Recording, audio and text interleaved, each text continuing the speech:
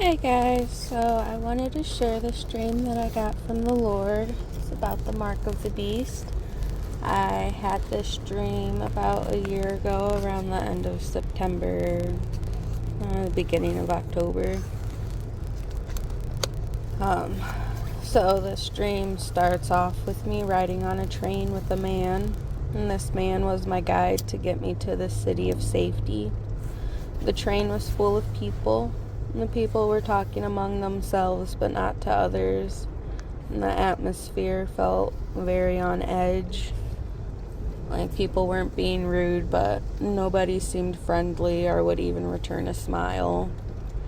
And this made me feel very uneasy in the dream. My guide sensed this and told me that we were almost there. I spent the rest of the train ride staring out of the window. When the train stopped, everyone got off at the station. My guide told me to stay close to him as we made our way over to the boat docks. I could sense that the times were dangerous. People weren't acting crazy, but you could feel that it would be easy to set somebody off. When we got to the docks, the clouds were very dark and so was the water. It looked stormy, even though a storm wasn't happening. I asked my guide if he was sure that this was the only way to the city, because I'm terrified of boats and water that I can't see through. But he told me that it was the only safe way to get to the city. I said okay and continued to follow him down to one of the docks. On our way to one of the boats, he told me I would have to eat a fish to make the passage across to the city. I said okay as I watched many boats, which were like rowboats, take off from the docks. I didn't think much of it as we made it to one of the last boats there. My guide introduced me to the lady that was going to take us across this giant lake to the safe city. When we got in the boat, I asked where this fish was that I was supposed to eat.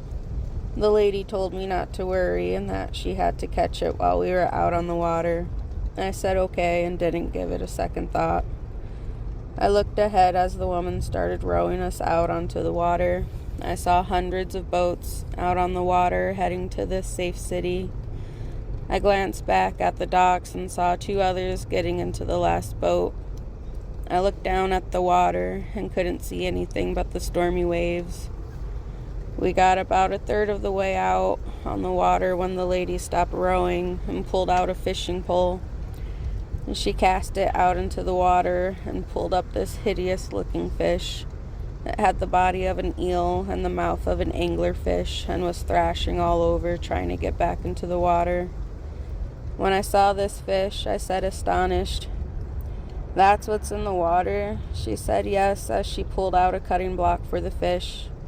I looked out at the water again, and this time I could see those fish all swimming near the surface.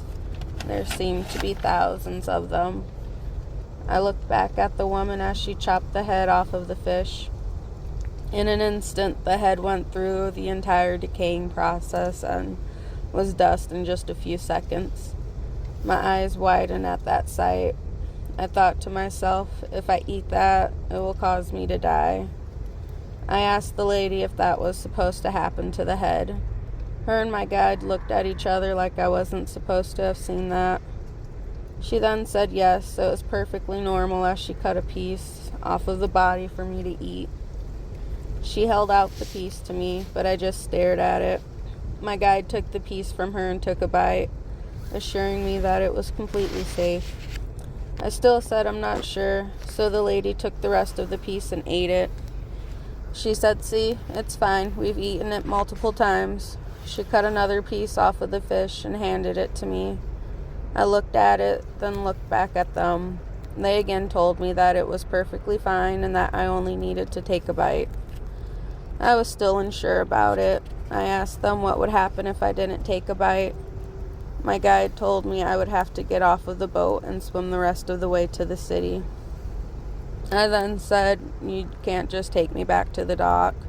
He said no, they weren't going back. I again looked at the fish, then out into the water. It was so stormy and those fish were everywhere. I wondered if those fish attacked people. I could also see the city off into the distance. The sun was shining down on it. As I was staring out at the water, contemplating what I should do, I didn't want to eat the fish, but I was scared of the water and the fish swimming in it. I saw a man dive into the water not too far away from me and start to swim towards land. I saw that the fish weren't attacking him. I looked back to the lady and my guide and said, "I'm not going to eat the fish," and I gave the piece back to the woman. They told me I had to get off of the boat then. I said okay, and then I woke up.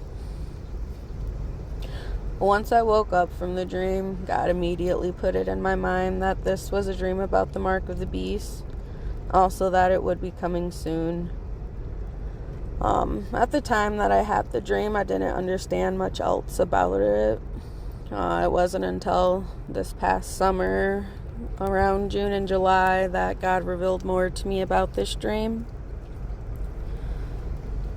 So I already understood that eating the fish represented the mark of the beast. It would be inside of us, not an outwardly visible mark. I also understood that taking this mark would equal eventual death, which would be like spending eternity in hell, as we know if you take the mark. But I also came to understand that the mark wouldn't just be implemented outright. Things were going to get very dangerous and scary, which was represented by the stormy water and clouds before the mark comes out. And people are going to be in a very tough spot when the mark does come out, which was represented by being a third of the way out on this stormy water.